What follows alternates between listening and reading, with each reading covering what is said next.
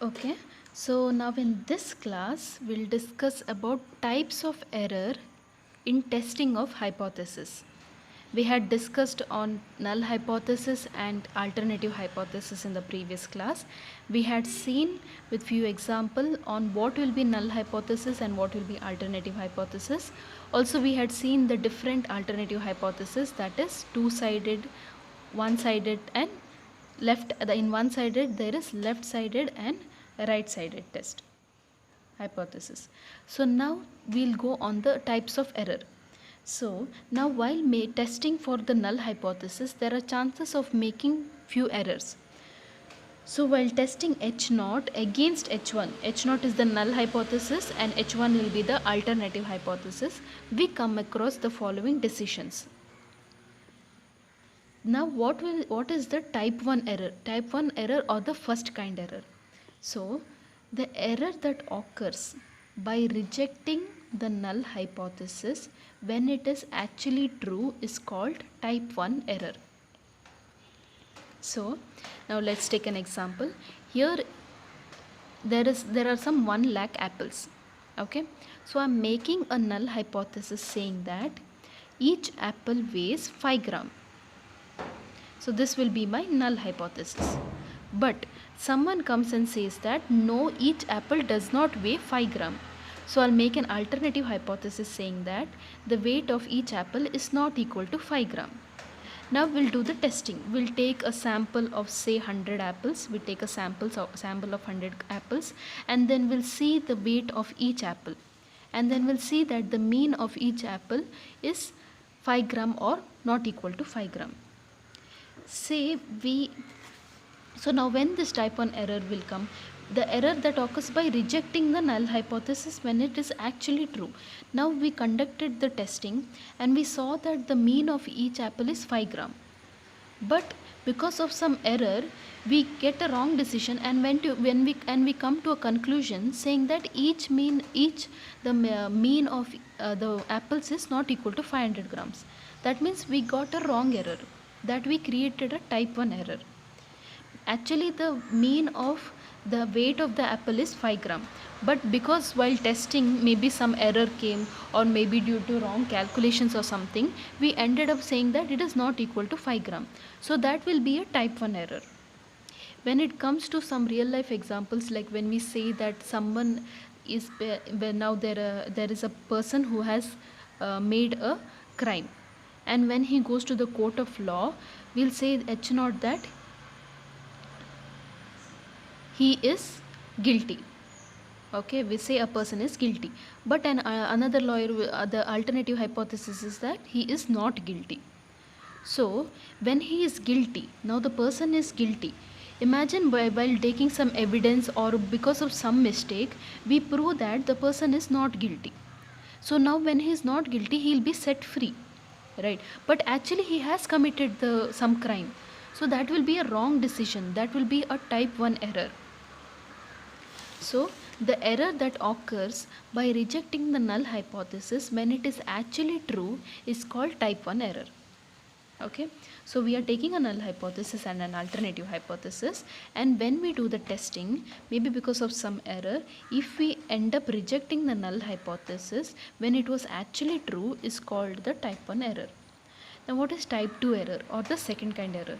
The error that occurs by accepting the null hypothesis when it is actually not true. Okay, now in this case, we said that the null hypothesis is the mean of apples is 5 gram. So we are accepting this, we do the testing and we find out that the weight of each apple is 5 gram. But actually because of some error we got that the mean is 5 gram. Actually it was not supposed to be 5 gram. So that is, we are accepting the null hypothesis when it is actually not true. So this will be a second kind of error or type 2 error. The error that occurs by accepting null hypothesis when it is actually not true is called type 2 error. Once we commit the type 2 error, there is no chance of making correct decision. Therefore, type 2 error is more significant error than type 1 error. So one fixes type 1 error probability as it minimizes the probability of type 2 error. Next we come to the size of the test and level of significance, that is alpha. The probability of rejecting H naught is the null hypothesis.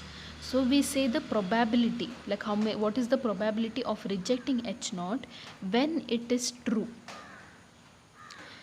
Now the probability of rejecting H naught when it is true is called the size of the test. It is denoted by alpha. See this definition properly. The probability of rejecting the null hypothesis when it is true, that is the type 1 error. So in type 1 error also we reject the null hypothesis when it is true, right? So the probability of rejecting the null hypothesis when it is true is called the size of the test. It is denoted by alpha.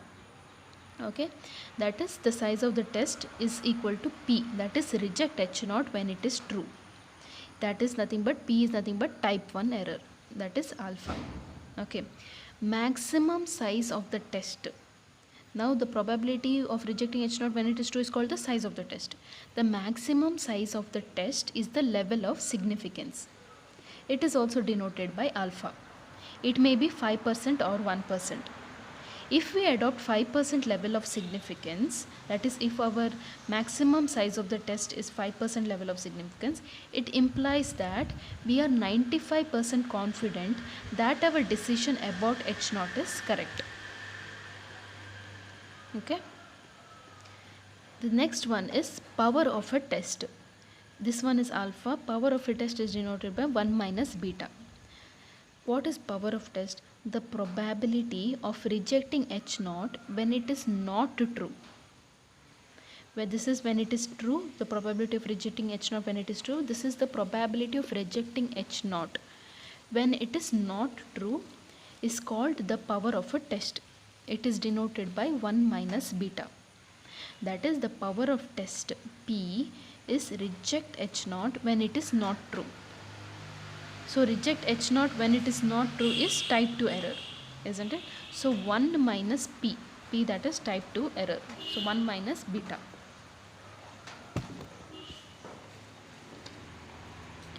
One minus beta, where beta is the probability of type 2 error.